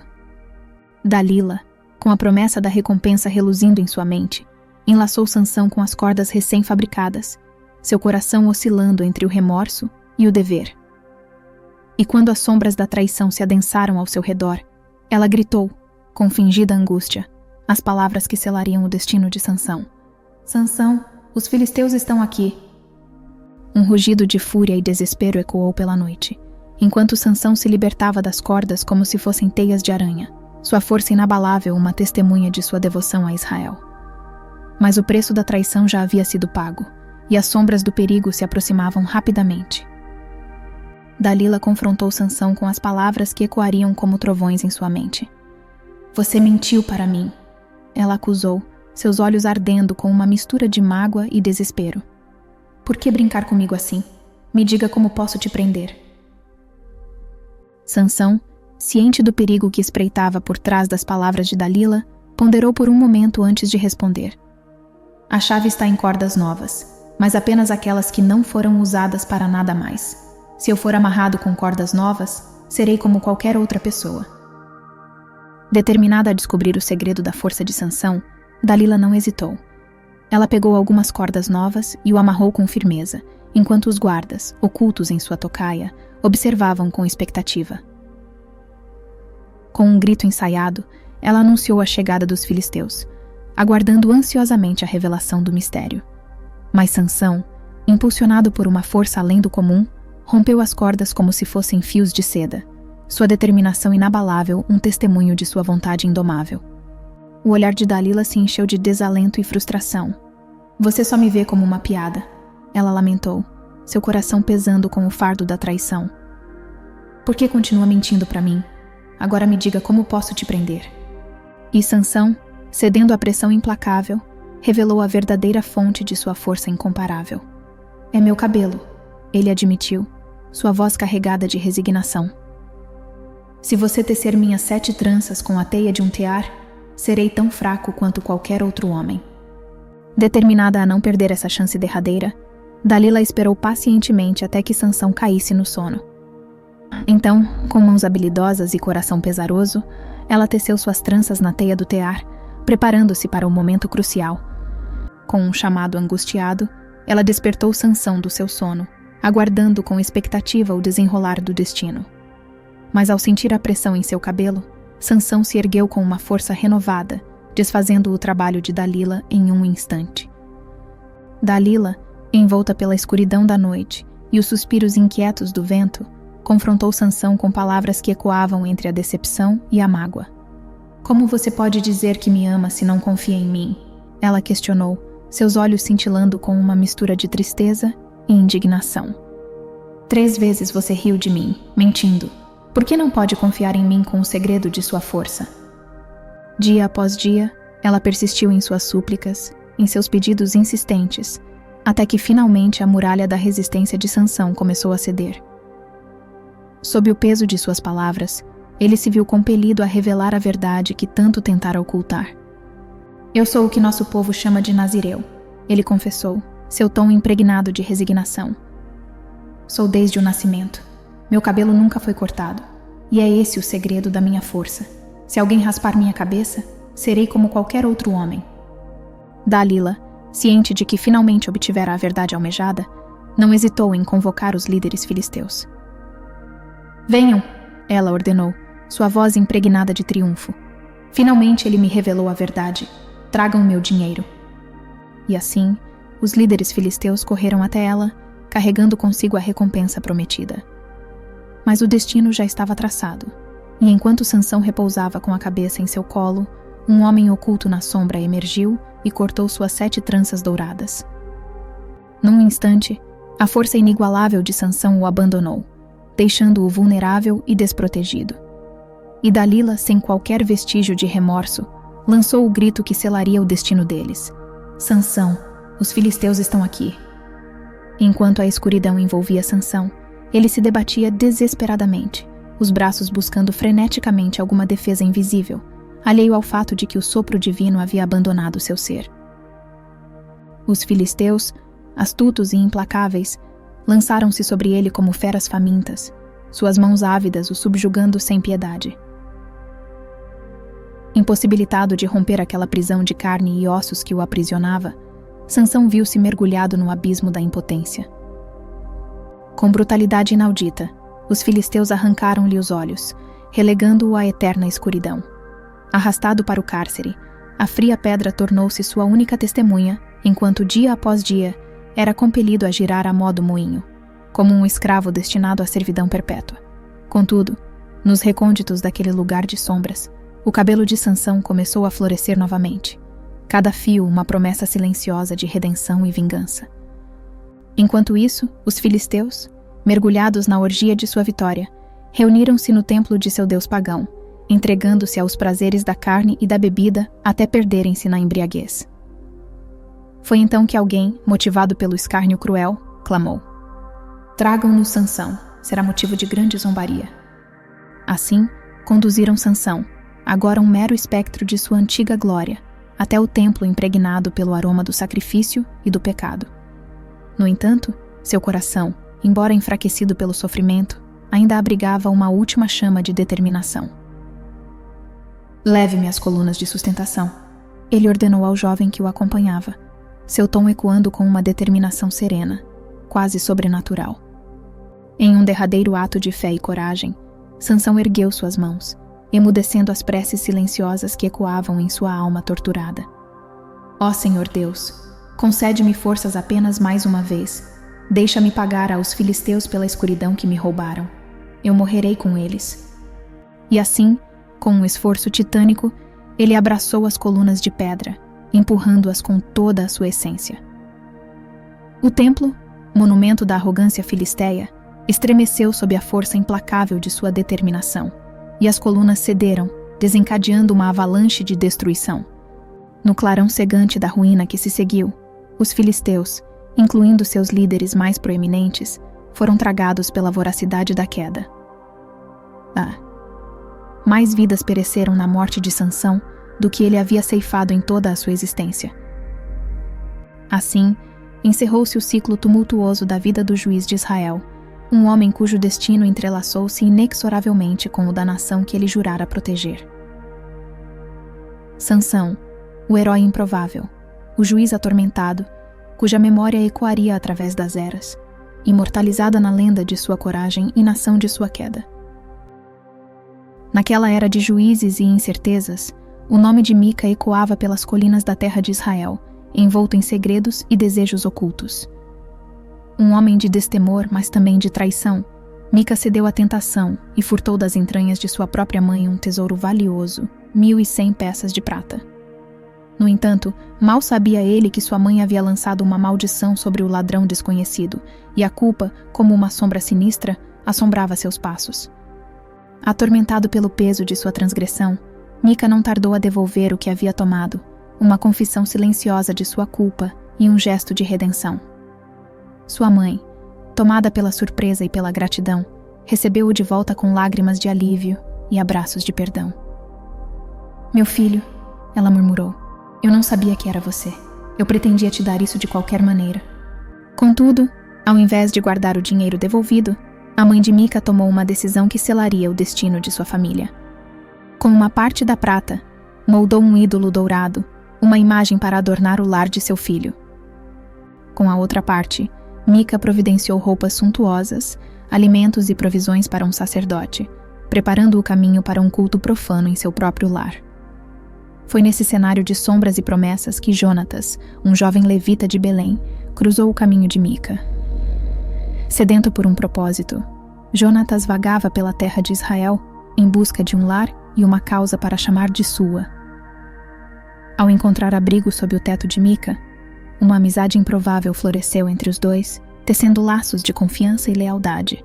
À medida que os dias passavam, Mica viu em Jonatas não apenas um companheiro, mas também um líder espiritual.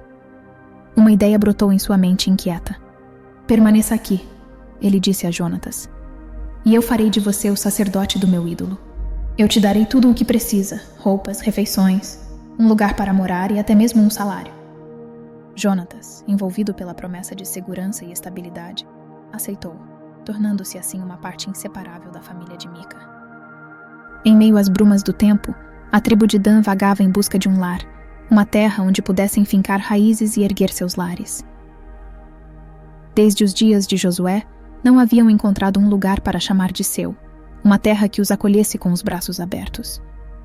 Desesperados por uma solução, decidiram enviar 5 soldados destemidos como espiões, para sondar a vastidão da terra em busca de uma morada permanente. Os espiões, como sombras silenciosas, estabeleceram seu acampamento próximo à casa de Mica, onde o jovem sacerdote Jonatas desempenhava seus deveres sagrados. Curiosos com a presença dos estrangeiros, Jonatas se aproximou deles com uma naturalidade cativante, como se há muito os conhecesse. "Percebo pelo seu sotaque que são de Belém", disse um dos espiões. "O que os traz até aqui?" Com simplicidade e candura, Jonatas compartilhou sua história, descrevendo seu trabalho sob os cuidados de Mica e a benevolência com que era tratado. Ao descobrirem sua linhagem como levita e sacerdote, os espiões se encheram de esperança e temor. "Por favor", suplicaram eles, "peça a Deus que nos conceda sucesso nesta empreitada." Com uma fé inabalável, Jonatas ergueu suas mãos aos céus e proclamou palavras de encorajamento. "Não temais", assegurou-lhes ele. "O Senhor está convosco e vos conduzirá com segurança." Assim, os homens partiram em busca de sua missão, cruzando desertos áridos e montanhas escarpadas. Por fim, encontraram uma terra promissora, onde os habitantes viviam em paz e desprotegidos. Os espiões retornaram à sua tribo com corações exultantes, proclamando a descoberta de um lar. "Encontramos a terra que nos abrigará", anunciaram eles com fervor. "É uma terra fértil, pronta para ser conquistada." Entre os murmúrios do vento e o crepitar das folhas, os homens da tribo de Dan avançaram, impulsionados pelo desejo ardente de conquistar a cidade que os espiões haviam descoberto. 600 guerreiros, corajosos e determinados, marchavam em direção ao seu destino, ansiosos por reivindicar uma nova pátria para seu povo. Ao chegarem à casa de Mica, onde repousava a imagem do ídolo, os 5 espiões sussurraram entre si, urdindo um plano audacioso. "O dono desta casa possui um ídolo, roupas de adoração e até um sacerdote", sussurraram eles aos outros. "Poderíamos utilizar essas coisas em nossa nova cidade." Assim, os 600 homens adentraram a morada de Mica, onde foram recebidos por Jonatas, o sacerdote leal que ali servia. Enquanto Jonatas os cumprimentava com candura, os 5 espiões, furtivos como sombras, penetraram na casa e subtraíram o ídolo e todos os seus adornos. Incredulidade e indignação tomaram conta de Jonatas ao presenciar tal afronta. "O que estão fazendo?" indagou ele incrédulo. "Silêncio!" ordenaram os espiões, seus olhos faiscando com uma determinação sinistra. "Escute com atenção. Tens uma escolha diante de ti. Podes permanecer aqui, servindo como sacerdote para um único homem, ou podes unir-te a nós e tornar-te o sacerdote de toda uma tribo. Poderás então nos guiar no caminho que Deus designar." Diante da promessa de um destino grandioso, Jonatas ponderou por um momento, sua mente oscilando entre lealdade e ambição. Por fim, seduzido pelas perspectivas de grandeza, concordou em unir-se a eles. E assim, ajudou-os a carregar todos os tesouros sagrados da casa de Mica, deixando para trás um rastro de perplexidade e traição. Quando Mica soube do ocorrido, não hesitou em reunir alguns homens e partir em perseguição aos danitas. Com o coração exaltado pela injustiça perpetrada contra ele, Mica avançou com determinação, seus passos ressoando na trilha empoeirada. Ao avistarem a figura enraivecida de Mica surgindo ao longe, os danitas detiveram-se abruptamente, voltando-se para enfrentar aqueles que o seguiam. "Tícias." Em meio ao clamor da multidão, as vozes se elevaram em um duelo de acusações e justificativas. "Por que nos perseguem?" bradaram os danitas, suas palavras carregadas de desafio e indignação. Mica, seu semblante carregado de desespero e ira, respondeu com veemência: "Como podem dizer isso? Levaram meu Deus e meu sacerdote. Nada mais me resta." As ameaças dos danitas ecoaram no ar, seus olhos faiscando com uma determinação implacável. "Cesse seus gritos", advertiram eles, "ou tomaremos algo mais de ti. Tuas vidas e as de tua família estarão em nossas mãos." Percebendo a futilidade de sua luta solitária, Mica resignou-se à derrota e, com um suspiro pesaroso, virou-se e partiu de volta para sua morada, carregando consigo o peso da injustiça e da perda. Enquanto isso, os danitas prosseguiram com sua campanha militar, avançando impiedosamente sobre o povo pacífico que encontraram em seu caminho. Com violência desmedida, devastaram a cidade dos incautos, incendiando-a até restar apenas cinzas. Das chamas da destruição emergiu uma nova cidade, erguida sobre os destroços do passado. Os danitas batizaram-na de Dan e ali estabeleceram seu lar permanente, marcando o início de uma nova era para sua tribo. Enquanto isso, Jonatas e seus descendentes foram consagrados como sacerdotes dos danitas, guiando-os em sua adoração ao ídolo até as sombras do tempo se dissiparem. Por séculos, sua linhagem serviu fielmente, até que o fio do destino os conduziu à sombria prisão da Assíria, encerrando assim o legado de um homem cujas raízes se entrelaçavam com as lendas de Moisés e a história de seu povo. Numa era de juízes, quando as sombras da guerra civil pairavam sobre Israel, uma disputa amarga dividiu a nação. As tribos se uniram contra a tribo de Benjamim, num conflito que quase os varreu da história. Mas o que desencadeou esse turbilhão de violência e desespero foi a partida de uma mulher. Um certo levita havia conquistado o coração de uma mulher para que se tornasse sua concubina. Porém, um dia, ela abandonou-o e regressou à casa de seus pais. Passados 4 meses de solidão, o homem decidiu então visitá-la, na esperança de reconquistá-la para seu lar. Ao chegar à residência dos pais da mulher, foi recebido calorosamente pelo pai dela, que o convidou a permanecer por 3 dias. Durante esse período, uma amizade peculiar floresceu entre os 2 homens, compartilhando refeições e histórias sob o teto acolhedor da casa paterna. Ao raiar do 4º dia, o levita preparou-se para partir. Sensível à partida iminente de seu hóspede, o pai da jovem insistiu que ele tomasse um robusto desjejum antes de seguir viagem, na esperança de que fortalecesse seu ânimo para a jornada à frente. Assim, eles compartilharam uma refeição farta e desfrutaram da agradável companhia um do outro. O tempo parecia escorrer entre seus dedos, e quando deram por si, já era tarde da tarde. O pai, percebendo que a escuridão da noite se aproximava, aconselhou: "É tarde demais para partir agora. Espere até de manhã, quando poderá sair bem cedo e com segurança." O levita concordou em ficar mais uma noite, e na manhã seguinte, o pai da moça ofereceu-lhe outro farto café da manhã. Prepare-se bem antes de partir. Um bom desjejum dará forças para enfrentar o dia que está por vir, sugeriu o pai, enquanto partilhavam o pão e as histórias ao redor da mesa. Novamente, o ciclo se repetiu. As horas se desenrolaram em conversas animadas, até que o crepúsculo colorisse o céu com tons de laranja e violeta. Entrei. O pai, compreendendo que seria imprudente viajar na escuridão da noite, aconselhou-os. Agora é tarde demais para seguir viagem. Espere até amanhã e parta com segurança. Determinado a continuar sua jornada, o levita e sua concubina partiram na direção de seu destino. No entanto, mal haviam percorrido algum trecho quando perceberam que seria imprudente continuar viagem à luz das estrelas. Assim, buscaram abrigo para passar a noite. Seguiram viagem até uma cidade controlada pela tribo de Benjamim. Pararam diante das portas, esperançosos de que alguém os convidasse para dentro de sua casa. A princípio, nenhum gesto de acolhimento, mas finalmente um ancião os avistou e os convidou para sua morada. Naquela noite, desfrutavam da companhia um do outro quando, de repente, uma gangue de homens cercou a casa do ancião. Batiam insistentemente à porta, clamando: "Tragam-nos o homem que está hospedado aí, queremos nos deitar com ele." O ancião reagiu com veemência: "Este homem é hóspede em minha casa, jamais permitirei que o abusem. Sairei para oferecer minha filha virgem e a concubina deste homem. Façam com elas o que desejarem, mas ao homem não toquem." Os homens do lado de fora não estavam dispostos a ouvir. Sua violência aumentou a cada momento, como uma tempestade que se avizinha, e eles insistiram com uma ferocidade sombria em ter relações com o homem.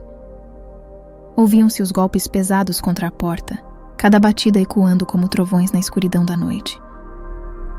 Finalmente, o levita, tomado pelo desespero e pelo medo, agarrou sua concubina com mãos trêmulas e a empurrou para fora da porta, como se estivesse lançando uma vítima aos lobos.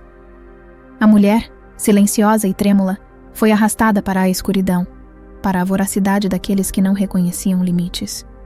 A gangue de homens, envolta em sombras e em malícia, caiu sobre ela como predadores famintos. Um após o outro, eles a possuíram, cada ato de violência rasgando a alma dela em pedaços, enquanto ela permanecia em silêncio, uma mera peça no jogo cruel dos homens. Horas se passaram, mas para ela, cada momento era uma eternidade de agonia. Ao amanhecer, exausta e dilacerada, eles a deixaram ir.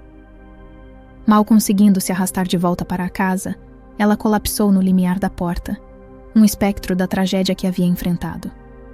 O levita, ao despertar, encontrou sua concubina prostrada, seu corpo marcado pela violência impiedosa da noite anterior. "Levante-se, é hora de irmos", ele disse, com uma voz vazia de emoção. Mas ela permaneceu imóvel, um testemunho silencioso da brutalidade que havia enfrentado. Sem outra opção, ele a colocou sobre seu jumento, seu coração pesado de tristeza e culpa. Eles partiram, o sol nascendo lentamente sobre uma paisagem marcada pela dor e pelo horror. Ao chegarem em casa, a verdade sombria se revelou. Ela estava morta. O levita, consumido pela dor e pela ira, tomou uma decisão terrível.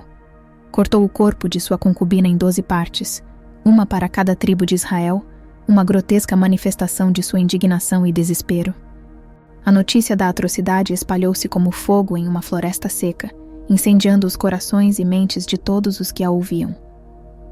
Nunca antes algo tão hediondo havia acontecido em Israel, e o povo, chocado e horrorizado, sabia que era hora de agir contra aqueles que haviam perpetrado tal abominação. A nação de Israel se preparava para uma guerra civil iminente. Todas as tribos se uniram contra a tribo de Benjamim, decididas a não poupar esforços na batalha que se aproximava. Nenhum lugar seria poupado do conflito. Qualquer cidade que se recusasse a participar seria varrida pela destruição impiedosa. Um juramento solene foi proferido, declarando que nenhuma filha seria dada em casamento a um benjamita. Enquanto ambos os lados reuniam seus exércitos, os comandantes de Israel buscavam a orientação divina em Betel. Em fervorosa prece, clamaram ao Senhor por sabedoria e direção. Ao amanhecer, os tambores da guerra ressoaram e o confronto teve início. Sob o sol ardente, os guerreiros se lançaram uns contra os outros, sedentos por vitória e sedentos por sangue. Ao anoitecer, o campo de batalha estava tingido com o sangue dos caídos. Surpreendentemente, os benjamitas emergiram como os vencedores do embate, infligindo pesadas baixas aos exércitos de Israel. Desolados e confusos, os comandantes israelitas se prostraram diante do Senhor, implorando por orientação em meio à dor e ao desespero. "Deveríamos continuar lutando contra nossos irmãos?" perguntaram eles em angústia, suas vozes carregadas de pesar. E a resposta do Senhor veio como um sussurro nas sombras da noite, ecoando entre os corações aflitos. "Lutem." Ao raiar do novo dia, os guerreiros benjamitas ergueram suas espadas mais uma vez, prontos para enfrentar seus irmãos israelitas em um campo de batalha impiedoso. O sol, ainda tímido, testemunhava a renovação da carnificina que se desenrolava diante de seus raios dourados. Os gritos de guerra ecoavam pelos vales, prenunciando mais um dia de sangue e desolação. Do outro lado, os exércitos de Israel, abatidos e desesperados, se reuniram diante do Senhor em Betel. Ali, em um santuário de sacrifícios, clamaram em agonia, lançando seus apelos ao céu. Deveríamos enfrentar os benjamitas mais uma vez, ou seria melhor desistir? E a voz do Senhor ressoou entre as nuvens, carregada de promessas e determinação. Avancem e lutem, eu lhes darei a vitória amanhã. Com essa promessa gravada em seus corações, os guerreiros israelitas se prepararam para o embate vindouro. Mas desta vez, um estratagema ardiloso estava em curso. Uma parte oculta do exército foi posicionada sorrateiramente atrás das muralhas da cidade, aguardando o momento certo para agir. Quando os benjamitas avançaram, envoltos pela ilusão da vitória iminente, os israelitas recuaram estrategicamente. A confiança dos benjamitas cresceu, e eles perseguiram seus inimigos com fervoroso ímpeto, clamando vitória antecipada.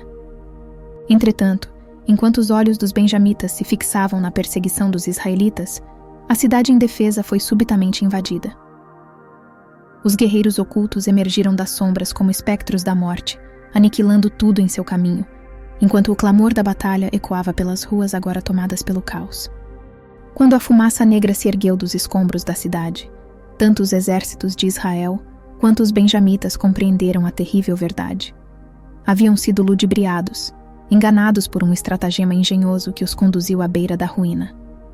Os ventos da batalha haviam cessado, mas o eco dos gritos de guerra ainda reverberava pelos vales, enquanto a poeira da carnificina pairava sobre a terra. O Senhor havia lutado ao lado de Israel, e a tribo de Benjamim, uma vez tão orgulhosa e temida, agora tremia de terror diante da ira divina. Desesperados, os sobreviventes de Benjamim buscaram refúgio nas sombras de uma fortaleza, onde ousavam desafiar a fúria dos exércitos de Israel que os cercavam. No entanto, mesmo a força de suas muralhas não foi páreo para o destino implacável que se abateu sobre eles. Dos 600 homens que encontraram abrigo nas entranhas da fortaleza, apenas eles escaparam do destino cruel que ceifou o restante de sua tribo. Suas cidades foram reduzidas a escombros, testemunhas silenciosas do preço da desobediência. Mas à medida que o clamor da batalha se dissipava, uma sombra de pesar e arrependimento pairava sobre o povo de Israel. Diante do santuário de Betel, eles se prostraram perante o Senhor, lágrimas amargas banhando seus rostos enquanto clamavam por perdão. "Ó Senhor Deus, que erro terrível cometemos!" lamentaram eles em uníssono. "Agora, perdemos uma das nossas 12 tribos." Ao longo do dia, permaneceram diante do Senhor, oferecendo sacrifícios em um esforço desesperado para apaziguar a ira divina. Mas a questão persistia. Como poderiam reabilitar a tribo de Benjamim, cujas mulheres foram ceifadas pela espada da justiça divina? Foi então que uma ideia surgiu, como um raio de esperança em meio à escuridão da desolação. "Haverá alguma cidade que não se uniu à batalha, como fora ordenado?" indagaram eles, buscando uma solução para o dilema que os afligia. Após a desolação da guerra, uma única cidade permaneceu intocada pelas garras da batalha, desafiando as ordens de se juntar ao conflito que consumia a terra. Mas a ira de Israel não conhecia limites diante da desobediência, e logo a justiça recaiu sobre aqueles que ousaram desafiar seu comando. As hostes de Israel marcharam contra a cidade rebelde, determinadas a impor a justiça divina sobre seus habitantes. O clamor da batalha ecoou pelas ruas enquanto os exércitos se chocavam, e em meio ao tumulto da guerra, a cidade foi tomada. Homens gritavam, espadas reluziam ao sol, e o destino implacável lançava sua sombra sobre os defensores que lutavam em vão. Quando a poeira da batalha finalmente se dissipou, apenas o silêncio dos mortos permaneceu nas ruas desertas. Apenas as virgens foram poupadas da fúria dos vencedores, um testemunho sombrio da carnificina que havia assolado a cidade. 400 jovens, símbolos frágeis da esperança em meio ao caos, foram levadas cativas pelos guerreiros de Israel. Com a promessa de paz, os 600 homens remanescentes da tribo de Benjamim emergiram de sua fortaleza, recebendo as 400 mulheres como esposas para repovoar sua terra desolada. Mas a necessidade ainda clamava por solução, pois restavam ainda 200 mulheres para completar a união entre as tribos. Foi então que uma ideia audaciosa surgiu entre os líderes de Israel, uma estratégia destinada a selar o destino das tribos de Israel e Benjamim em um só golpe. Shiló, sussurraram eles, mencionando a cidade sagrada conhecida por seus festivais anuais. Lá, em meio à dança e à alegria, as jovens saem em procissão. Escondam-se nos vinhedos ao lado da estrada e, quando chegar o momento oportuno, avancem e tomem para si uma esposa. As filhas de Shiló serão a chave para a união de nossas tribos, um elo que transcende as sombras da guerra e da discordância. Entre as sombras das vinhas, os benjamitas aguardavam em silêncio, seus corações pulsando com a ansiedade da espera. O sol pintava o céu com tons dourados, enquanto a cidade de Shiló se preparava para seu festival anual, um momento de alegria e celebração que ecoava pelas colinas verdejantes. Então, como se saídas de um sonho, as jovens emergiram das muralhas da cidade, suas vestes esvoaçantes e risos alegres preenchendo o ar. Dançavam com graciosidade, como flores que desabrochavam ao toque suave da brisa. Os olhos dos homens de Benjamim brilhavam com a promessa da esperança enquanto observavam o espetáculo diante deles. E então, no ápice da festividade, quando a música enchia os corações com sua melodia envolvente, os benjamitas avançaram com determinação. Como sombras emergindo da escuridão, eles se lançaram em direção às jovens, envolvendo-as em seus braços com uma mistura de paixão e urgência. Os lamentos dos pais e irmãos ecoaram pela noite, mas suas vozes se perderam na vastidão do campo, enquanto os homens de Israel os exortavam à calma. Sejam gentis, diziam eles, buscando apaziguar os ânimos exaltados. Deixem-nos levar suas filhas como esposas. Nossa tribo necessita delas para florescer, e não temos o suficiente para oferecer. O destino os uniu, e agora é hora de aceitar essa união. Com suas novas esposas ao lado, os homens de Benjamim retornaram às suas cidades, determinados a reconstruir o que a guerra havia destruído. Sob os céus serenos da terra prometida, eles ergueram seus lares, cultivaram os campos e iniciaram novas famílias.